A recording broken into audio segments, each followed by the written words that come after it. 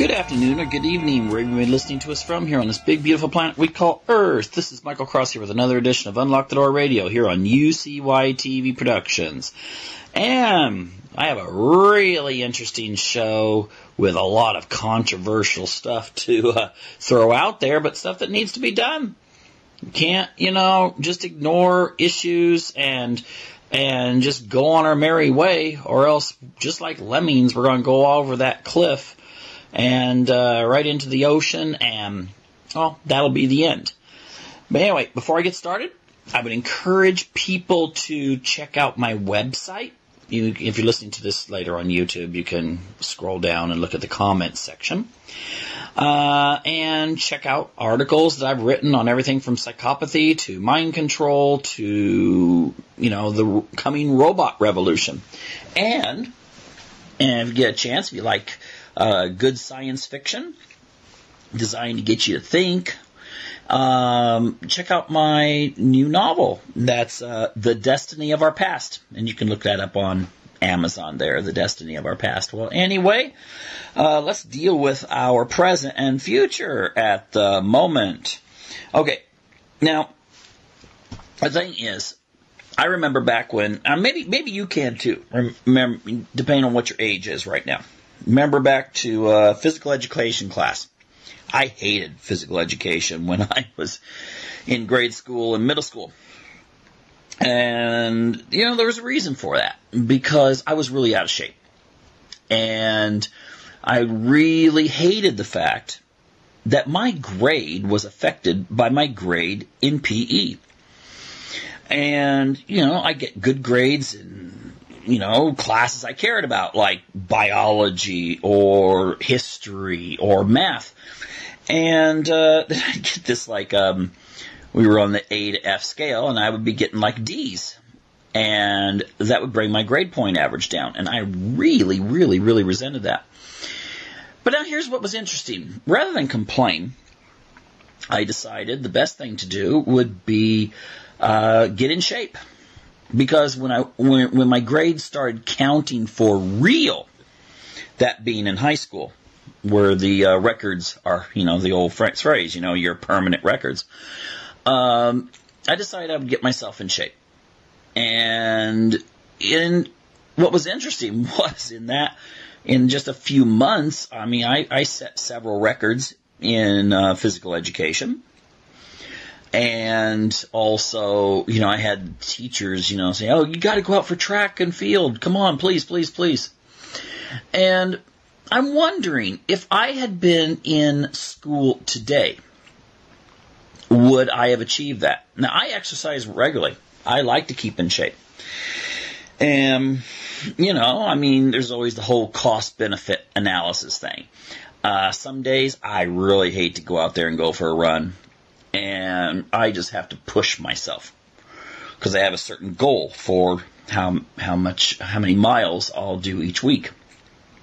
And usually within about a half a mile, I'm like, oh, I wish I could just do this all day.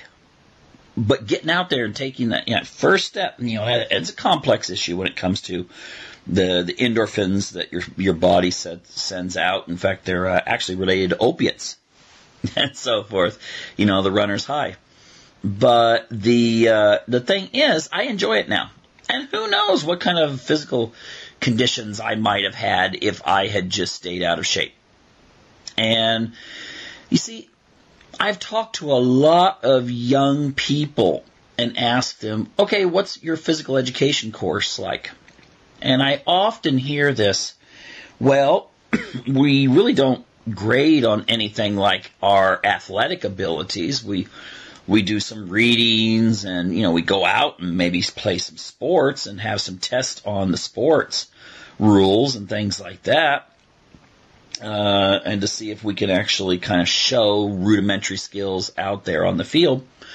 But nothing like the old days where you had to go out and you had to run, and if you got a certain, came within a certain time on the mile, that would be an A. Or at our school, it was even a bonus. If you were really good, you could get a 0, which meant that if you got an A on, let's say, pull-ups, and a 0 on something like, the 100-yard dash or the mile or whatever, then let's say you got a B and a C and something else, it would still average out to an A, because you did really well in another area.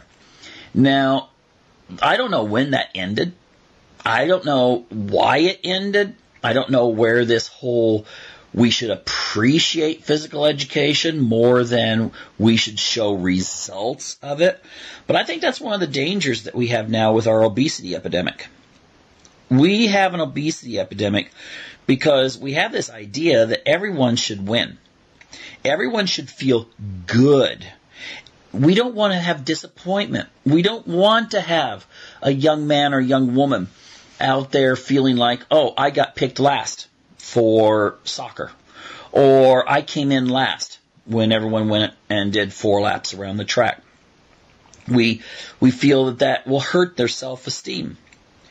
The problem with this mentality is the results.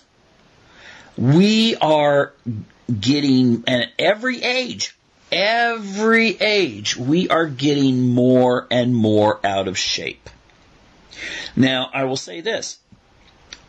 When many of us went to school originally, we had what was called the what was the name of that? Presidential, you see, I had the name right there on my mind, and I lost it. It had something to do with presidential standards of excellence or something like that. And those were set by the Kennedy administration. Now, much of that, just to let you know, had something to do with the Cold War. We didn't want all of our young men to be out of shape, and then if a war started, they wouldn't be in shape going out in the battlefield, which could result in heavier casualties. So yes, the motivation for John F. Kennedy, to a large degree, was because of war and making sure we had a very fit population. But regardless of what the motives were, it got people out there exercising. And I think it may have had something to do with the whole fitness crazes that existed during the 1970s and at least up until towards the end of the 1980s. Fitness was cool. Fitness was everywhere. You had middle-aged women out there, doing aerobics to, Jane Fonda. You had, I can't remember that guy's name with the frizzy hair. Whatever. But he would get out there and try to motivate people to get in shape on TV. And you had this idea. Fashion was really aimed at having that fit body and so forth. So, sometimes you could say maybe people kept in shape because they just wanted to fit into the nice clothes. Maybe others were motivated by health. Who knows? But it still meant that we had a much thinner population. You can compare what the average person weighed in 1960, I'm saying American, 1980, and then again in 2000. I've never seen the figures for later than that. But there's been a massive increase in average weight. Lately, dress sizes for women in the last few years have gone several sizes larger. And I saw something on a website there was an article that it showed a woman, a young woman, and she was, I would say, she wasn't athletic, and that was for sure. I would say that she wasn't obese, but she was at that weight that a lot of people are at, and they're like, you know what, this year I'm going to lose 20 pounds and get in shape. And that was said, that is the average weight now. And that's like, oh my gosh, this is not such a good thing for health. And I would say this is probably America's #1 health issue right now. I would say it's a health crisis. Because we can look at such things as fertility. is negatively affected if, this is true for both men and women, actually. You got heart disease. You have a decrease, at least in men. I'm not entirely sure about how big a correlation there is for women. But in men, if they're overweight, their testosterone decreases, which cuts back on their competitive drive. You have diabetes, especially type 2 diabetes. I've seen estimates that how many people, if current trends continue, by like 2030 will have diabetes. It'll be more like a norm rather than the exception. And we have all of, there's just a multitude of negative health risk. And we have got to address this as a nation. We've got to try to get ourselves back into the shape that we should be in.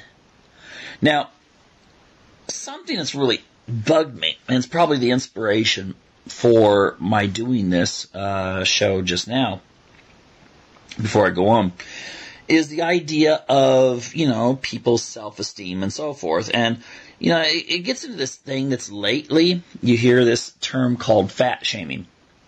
Now, if you go by the definition of, I looked up the Oxford Dictionary definition on the internet, and it says fat shaming is the action or practice of humiliating someone judged to be fat or overweight by making mocking or critical comments about their size. Now, I think that's different. Okay, I had physical education teachers. I'll go back to those days a few decades ago. And I don't think I ever once heard the physical education teacher say anything mean to anyone about their size. Now, they did give encouragement for people to get in shape. And, I think most of us would never say something to someone to intentionally hurt their feelings, or to insult them, to mock them, as this definition has. But we've also got this kind of trend that some elements of the feminist movement have latched onto, saying that it's not just fat, not having, shaming someone, insulting them for being overweight, but the mere idea of questioning them about their weight is fat shaming. Now, I disagree with that. For a while, I finally just, erased myself from it. But someone had placed me in social media. They had added my name to this one site that had a lot of what you could call third wave feminist. Okay? Now, of course, my daughter will make sure to say, no, now, Dad, I'm a feminist, but this is what I believe. So, feminism is like one of those issues that it means so many different things to different people. And usually when I sit down with someone who's a self-identified feminist and we talk about issues, they're like, oh, well, we agree on just about everything. So, I'm not trying to, rip on that, but I am saying that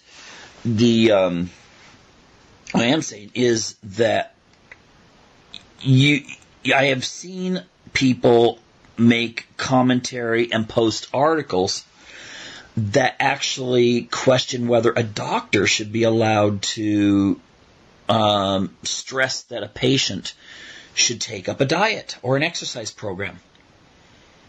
And, I even saw one person post something that said that, can I turn my doctor in because I went in for just a physical examination or something, breast exam or something, and the doctor humiliated me by saying I needed to lose weight in order to stay healthy. I'm not joking. And this could be actually quite, this is contributing to a very major problem here. I suppose some redneck could say, well, the reason I'm, smoking here is because it's part of my culture here. We grow tobacco here in these parts, so I'm going to smoke it. Well, we would still, as a society, say, wait a minute, this is going to hurt your health, and therefore that means it actually has a negative effect on the gross domestic product, on taxes, and so forth. So, obesity should be no different. Now, it doesn't mean you have to insult someone. In fact, usually if you insult someone about their weight, you just cause them to be depressed, which actually demotivates them in most cases. Yeah, I know they used to have those talk shows where it was just like, look at me now, and someone that was picked on in high school, often for their weight, comes out wearing a thong bikini or something, and, one of those kinds of themes, and, just kind of flaunt it in front of the bullies that picked on him. But the thing is that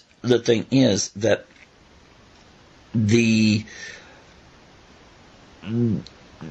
teaching that something is harmful is not hurting that person. It's not designed to hurt them. It's designed to help them. I've known people close to me who have died because of weight-related issues. So I think it's quite important that we are able to separate that and not get into a situation where people are suddenly saying, oh, well, I have to accept everyone, no matter what they do. Because we don't apply that to smoking. We don't apply it to binge drinking. And we shouldn't apply it to other lifestyles that could hurt people. We should be encouraging. That's usually the best way to help someone get in shape is through encouragement. External rewards like, grades and stuff like that in school is another thing that should be done. I noticed that in China, the schools I visited there, at least the ones I visited, in the morning, before school starts, they have a good workout. The whole school, all the students and the teachers get out there and work out. And, I'll tell you something, that wakes you up. I used to have to ride my bike a few miles to get to high school before I drove. And, because I chose to go to a high school that was still in my community, but it was not the district school, so I had to have my own transportation. And I'll tell you something, I was awake every morning. And I loved it when I had math first thing. You had a good 8:30 or 9 o'clock math class after you've gone for a bike ride for a few miles. And it was just easy to sit through class and take it and learn. So ultimately, a good, get out there, exercise, do this kind of thing also helps in school. Clears the mind. Maybe you'd have students better able to concentrate. Often, I saw, kids that would go to school with my sons. And they'd be waiting for friends, out front of the school. And they'd have a, big, giant Mountain Dew. I'm talking about those big ones you get from 7-Eleven, giant ones. And it wasn't diet. They were drinking that as they were waiting for their friends to arrive or to depart. And, you've got all this energy coming in there. But once the caffeine kind of wears off, the sugar gets metabolized. It seems to me you'd be a lot more tired. But also thinking about that, look at what youth do now. We drive them everywhere. We don't want them to ride a bike. Oh my gosh, they could get abducted or something like that. Because the more people watch TV, the more they're afraid that something bad's going to happen. My mother used to watch TV a lot, and one time in college, I was going to go with some friends down to Los Angeles, And, oh my gosh, my mother was almost like, how could you do this to me? You're going to die, and all this kind of stuff. And, because she would watch the news, and it would be talking about all these people getting killed in Los Angeles.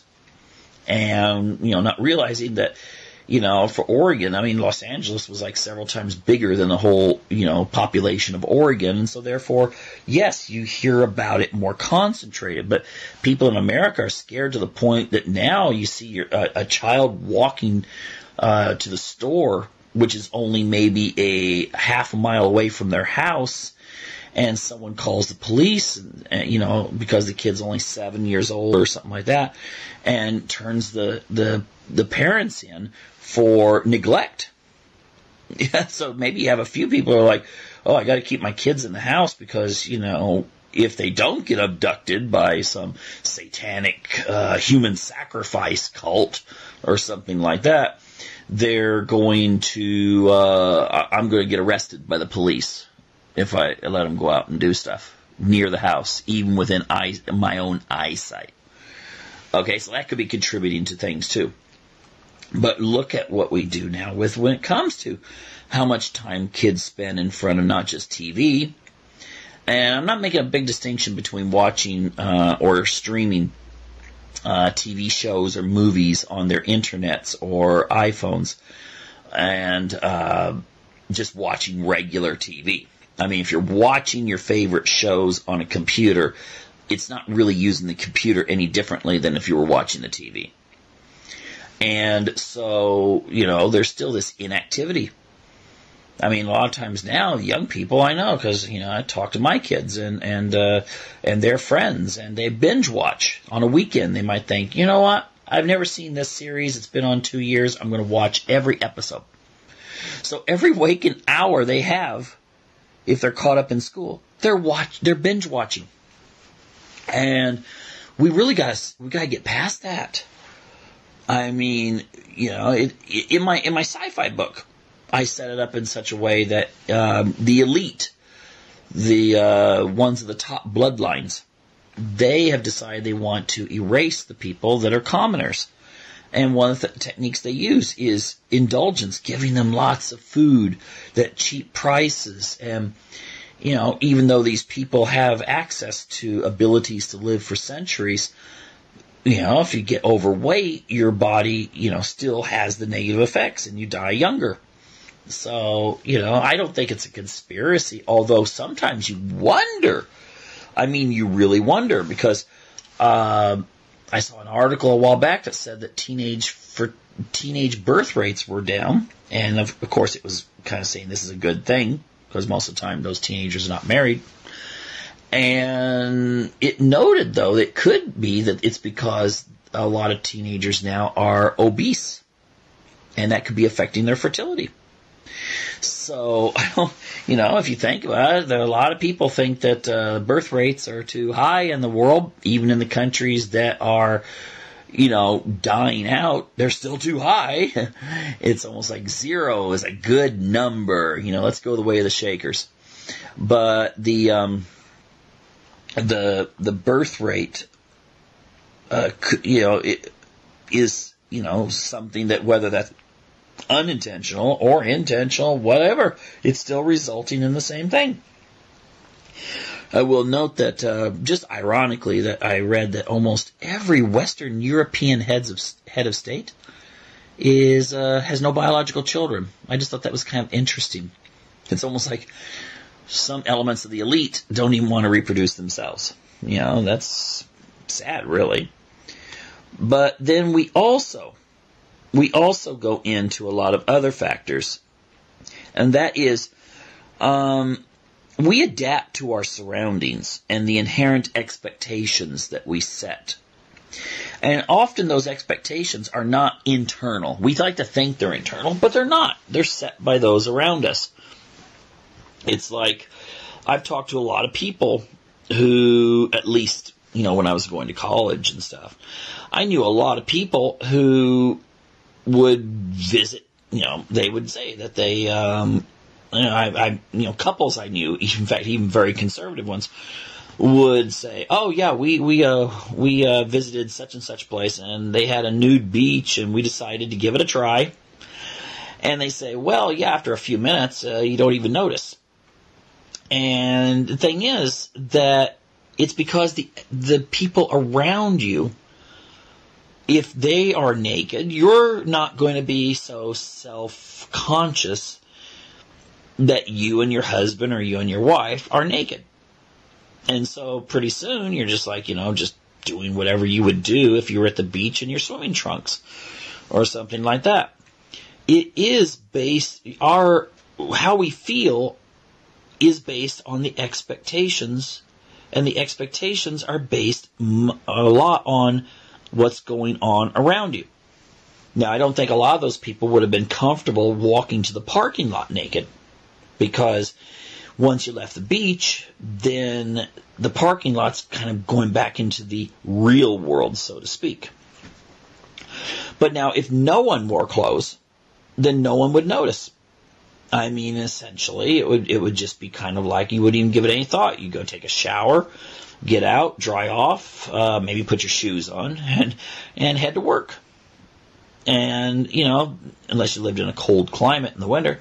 But the thing is, the same is true for obesity. I've seen many articles talking about networking and obesity. Now, networks are not necessarily formal. You don't have to have the secret handshake. You don't have to have the membership card to be part of a network. You may not even know the people around you. But if the people that you do associate with, be they friends, family, or the people you see all the time, work colleagues, people that go to your church, that's the network. It's more of an informal network. And what happens, according to much of the research, is that when you see that you're thinner, what you are now, you would have considered yourself overweight when you were in high school. But then you start noticing that you're thinner than the other people, for instance, that go to your church.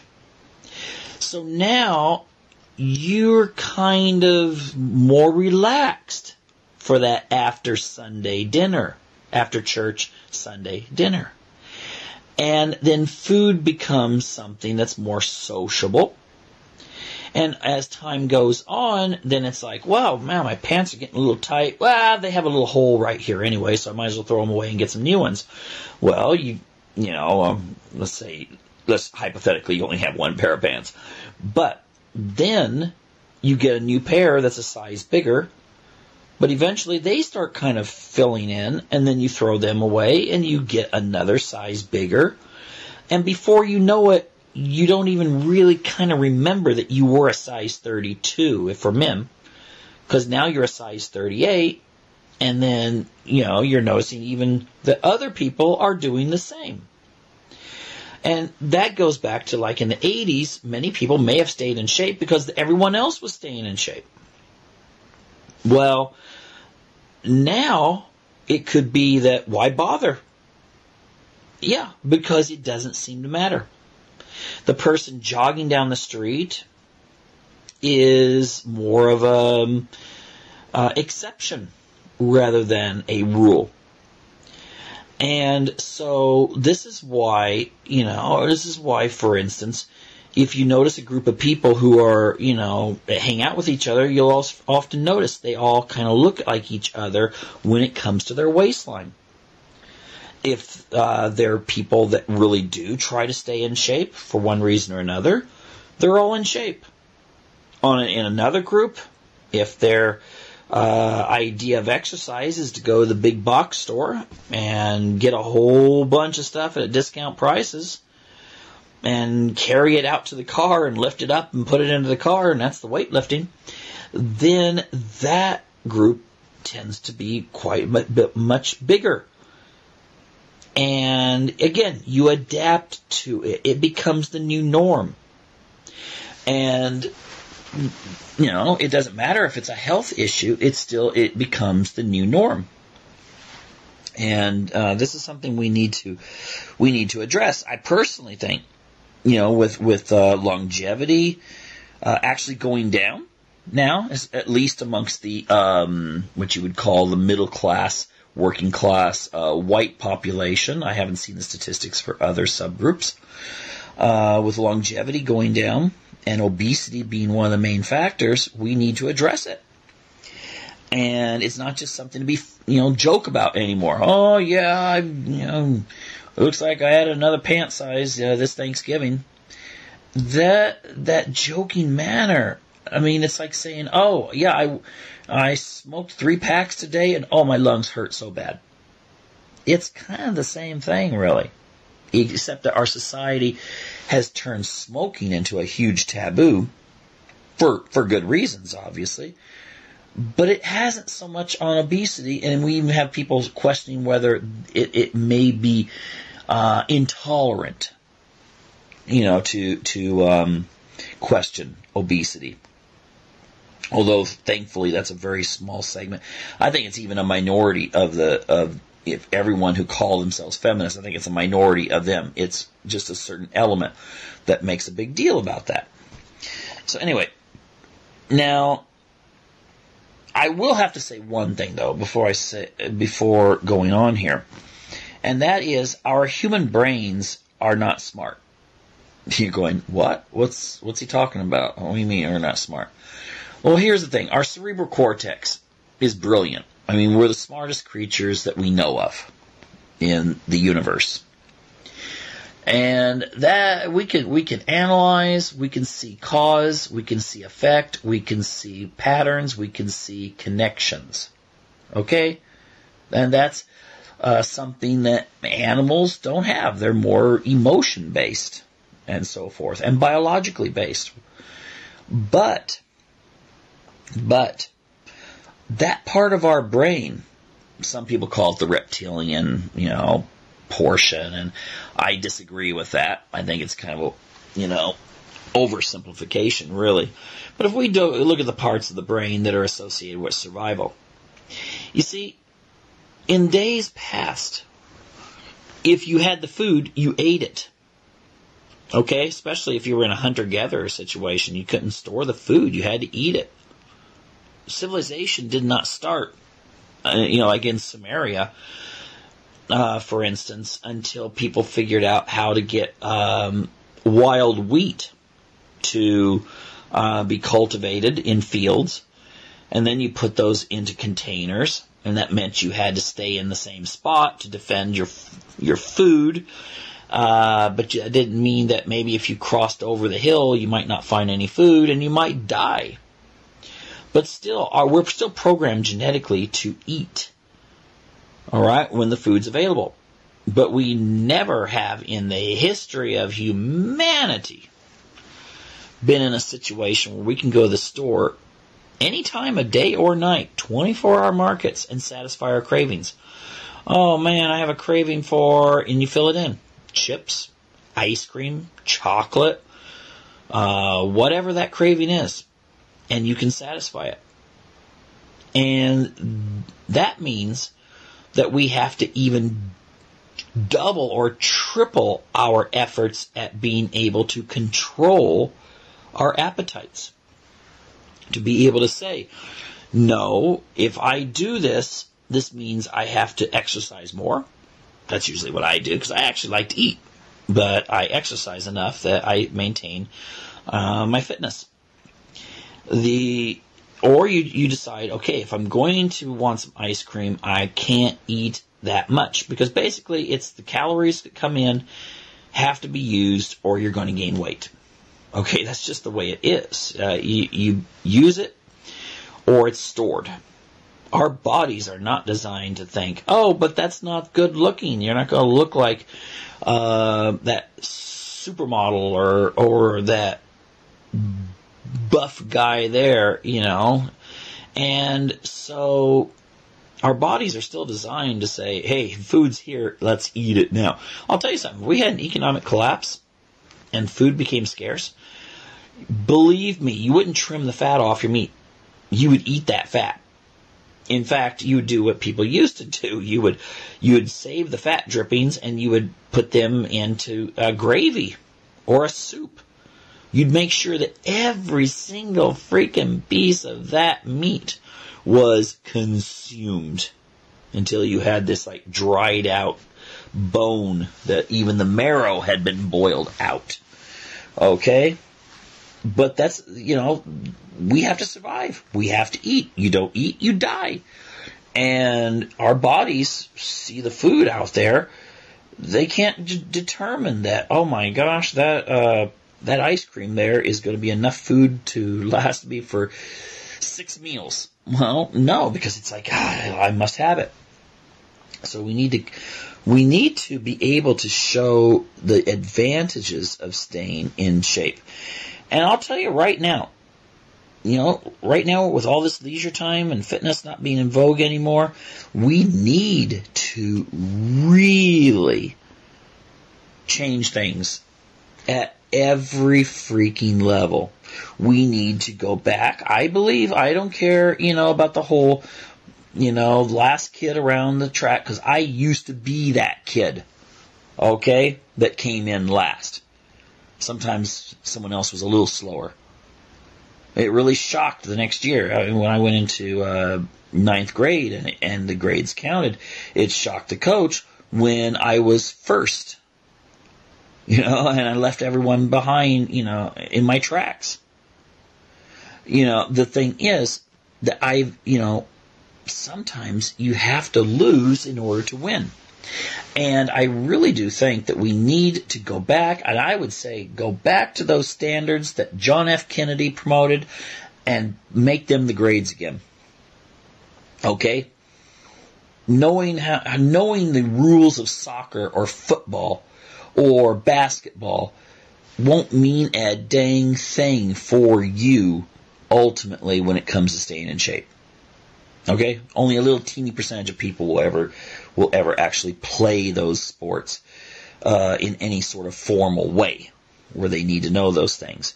But people need to be keeping themselves in shape. And so I would change it at the school level. All right? I'd change it at the school level. I think the media could be brought into this, promote the idea. I think they would actually maybe do it voluntarily if you put it across right, if you had good leadership to promote it. That's one thing, there's a lot of stuff I can say negative about Arnold Schwarzenegger, but he really, when he was governor of California, he really pushed the idea of people, keeping themselves in good condition. And who knows how many people that helped. But the media needs to really promote this. The media needs to make exercise and fitness cool again. And they can do it. We've dealt with the effects of the media on this show many times. They're very powerful, extremely powerful, and they could really have a big effect here. Government has to promote stuff. It needs to promote this idea very strongly within the population. Maybe if we do have some, all these insurance programs, or the government could, since we still do have Obamacare, the government could tell the insurance companies to create incentives for those who can prove in some way through, let's say, a physical checkup, and that would get people in to take physical checkups, that they were in shape. Okay, and they would not have to pay as much in premiums, or some sort of tax incentive where they get a tax break if they're in shape. Why not? If being in shape will make you a more productive worker, taking less sick time off, living longer. Now, of course, you could say it maybe that'll cost the pension systems more, but hey, if you're in shape, usually, at least my understanding is, most people, if they keep themselves in shape all their lives, when they die a quick death. Okay? They don't have those lingering, for the most part, type deaths. I've heard of people that, they're 95 years old and they go out for a jog and they die jogging. But maybe if they hadn't gone jogging, they would have died of some cancer or something when they were 80, if they weren't regular exercisers. And it would have lingered. So the thing is that the government could do this. And I'm going to say churches too. I think, we're still a very religious country.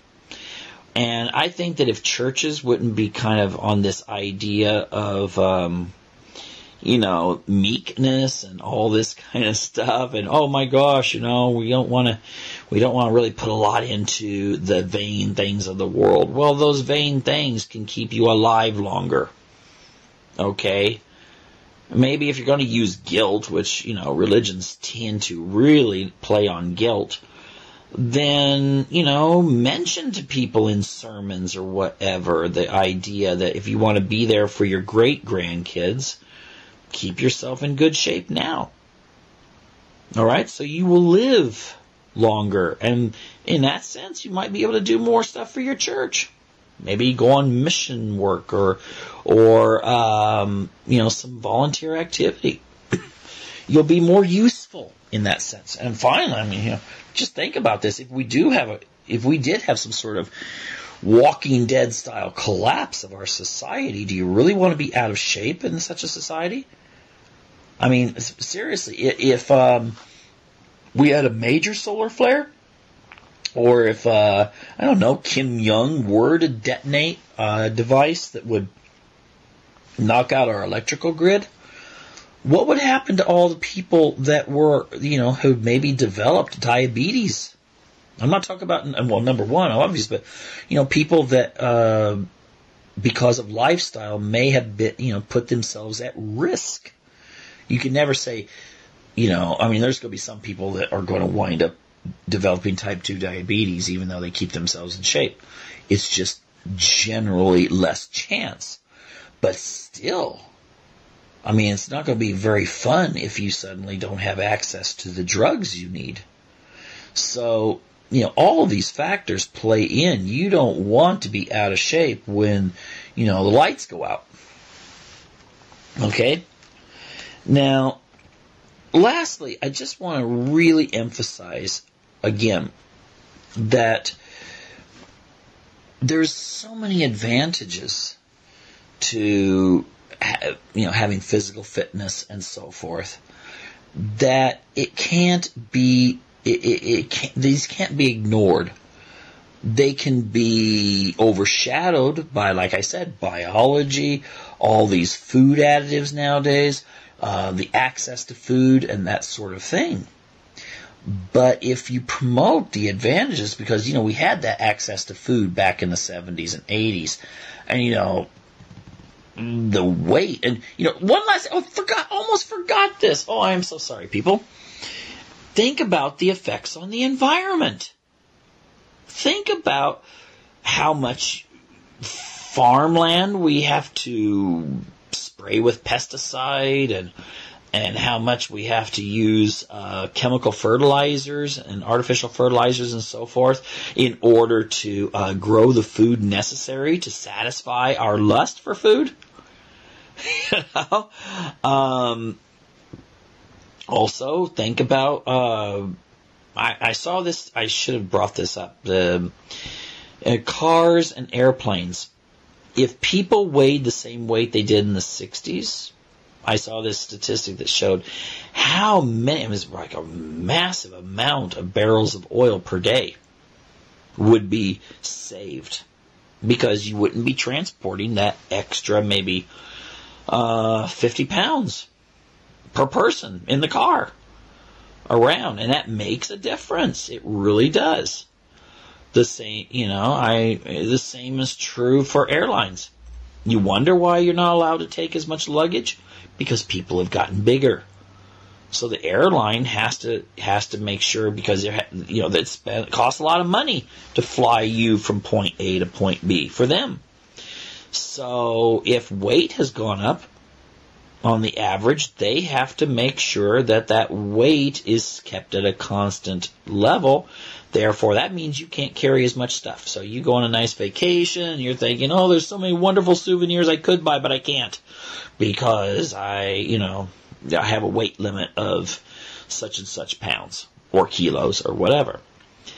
And that's because people have gotten bigger in recent years. So, now we have environment that could be assisted if we were looking towards physical fitness. And I could guess that, people that are worried about carbon dioxide and stuff like that, it'd be interesting to see what the difference is between someone who is in shape and someone who isn't when it comes to carbon dioxide. Although I don't think that's an issue that we really need to be concerned with. There are people that think it is, and therefore think, should consider that.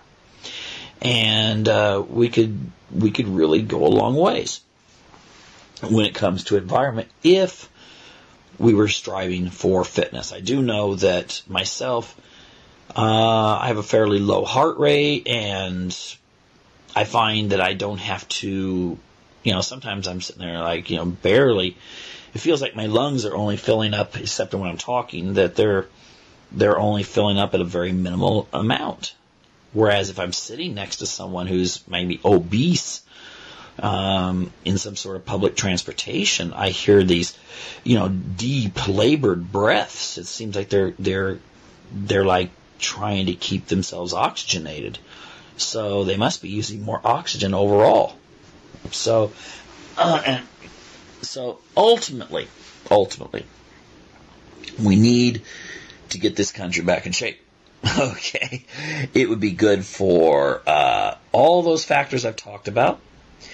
And it would make for a stronger and I think a happier population overall.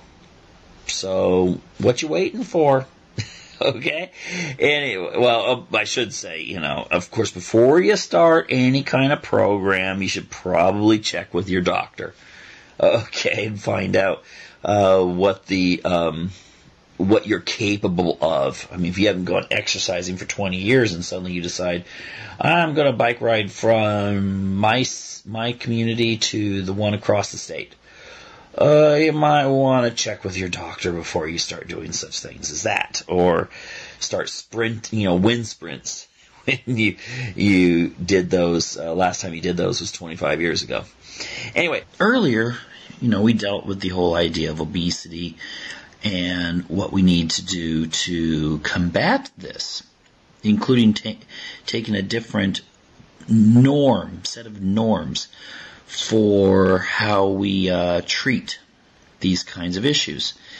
And I'm just wondering, really, what basically, because a lot of these things have to do with goals. And I'm wondering if really one of the things that has really been harmed in recent years is the idea that, I'm not going to just say America, but maybe even the developed world in general. I can't say for everyone, but our idea of goals and goal setting seems to have been hampered in a very large way. I know that it used to be, if you take a look at generations, oh my gosh, the generation that was in their 20s and 30s during the 1980s, it seemed that everything had to do with setting goals and accomplishing various missions in life, so to speak. And there was a lot of planning. But we take a look at young people today. It's not just young people, of course, but if we take a look at young people today, let's say the people that are part of the millennial generation, as opposed to Generation X. The people that were in their 20s or late teens during the 1980s are Generation X, born some people say 1964 and to us, up until the late 70s. However, if you look at the original writings about this, it actually should list 1960, which of course makes Barack Obama at the tail end of or the beginning of Generation X. Now, these people now are in their 40, late 30s to mid 50s, and the millennial generation could actually learn a few things from this generation, because it seems the millennials, and I'm not just saying this is not everyone. This is a broad sense of the word. Okay, it's like saying all Swedish people drink alcohol. Well, of course, there are many Swedes that don't drink alcohol, but you could make a comment that perhaps Sweden has a problem when it comes to alcohol consumption, according to various health measures, and then it would be descriptive. All right. So, in other words, there are many, millennials that have their act together, but many others have not been so good at setting goals. Is this because we've tried to make life too easy? I mean, school, for instance. If we really think about how school was in, let's say, up until even the 1970s. No, I would say actually, maybe into the mid-1980s, school was seen as, I'm talking about public school up until high school, was seen as a way of kind of trying to find out what you were good at. And, if you were a straight A student in science classes, then you might be inclined to go into science when you went to college, or social science, or whatever. But then it seemed that we started to try to make things too easy. We started to say that young people needed, you got to the point where, student misses an assignment, and the expectation is that the parents in some way get contacted by the school, so that the the parents can then go and say something to the kid to try to get them to get their assignment in. But the problem with doing that is that ultimately what you're doing is you are taking away that person's ability to fail. And if you take a person's ability to fail away from them, then they're never going to actually kind of hit a low point and therefore have to develop beyond that. Okay, so sometimes it's good to fail. Anyway, it's good for people to fail. And then when they get the repercussions, you got a lousy grade in this class, then they learn either A, this is not their area of expertise, or B, that they learn they have to work harder and make sure that they don't fail again. And then this lesson goes on, so when they get to college, they're suddenly not hit with this, oh my gosh, professors don't care. And no, professors do not care how well you do in college. Okay, they really don't, unless maybe you develop a personal relationship with them when you become, like I get into your master's or PhD program, and they see you as more of an equal. So they may try to, see their role more as a mentor. But when they have 150 or 200 students, they're there to lecture. Someone else even does the correcting. So they're not really concerned if you happen to get an A because this particular course has been a passion in your life. They really just don't care. And so we send these students who've been taught that, you've got to make sure that mom and dad know exactly what's going on in school and are informed if you're failing or you're not doing as well as you said you would. Going into an environment that's more like sending someone who, growing up in an affluent society where they're pampered, and then dropping them naked in the middle of the jungle and expecting them to survive. It's not going to happen. And so ultimately, I think this extends into other areas as well, including weight loss, including, even plans for setting goals for marriage and other things. Because it's, we've tried to make it too easy. Maybe that's the variable. Because people are going, what's with this generation? What's with people wanting safe spaces? Now, of course, that's a minority of people, obviously, but the mere fact that it's taken seriously shows that we're trying to make things too easy. And the world is not an easy place. And maybe it's better to let them fail. And then that could extend into other areas. If I want to succeed at academics, I have to study harder. If I want the body I want to have, I need to work harder. I need to exercise or, whatever. Okay? If I want to give up a bad habit, such as addiction to, smartphones and stuff. I just thought about that today. I was just thinking, if you ask the average person who smokes and also has a smartphone, which they could give up a month of using, I'll bet you they would actually say they could give up the phone easier than giving up the cigarettes. And that gives you an idea of what's involved there when it comes to addiction to modern technology.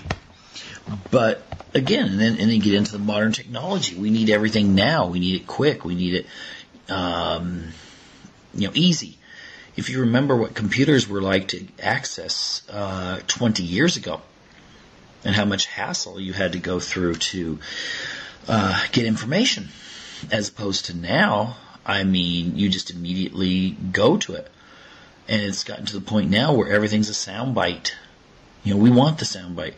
We want a cool statement on Twitter rather than a long explanation. And so if we get into this making things so easy and so digestible and so accessible, then what we do is we start extending and projecting that into the rest of our lives. And then, what's it going to be like when you're expecting to form marriages and to have children? Even a lot of millennials, the idea of having a pet is beyond their comprehension. Oh my gosh, what do I do? How do I feed a cat? Or something like that. They don't have the skills. They don't have the skills to make ramen by themselves. We really actually need to make life harder for our young people. We really do. Because life is not going to get easy because we want it to be easy for our kids. It's going to be tough. All right? And if you want an analogy for this, when a chicken's hatching out of an egg, break the shell and help the chicken out and see what happens to the chicken. Okay?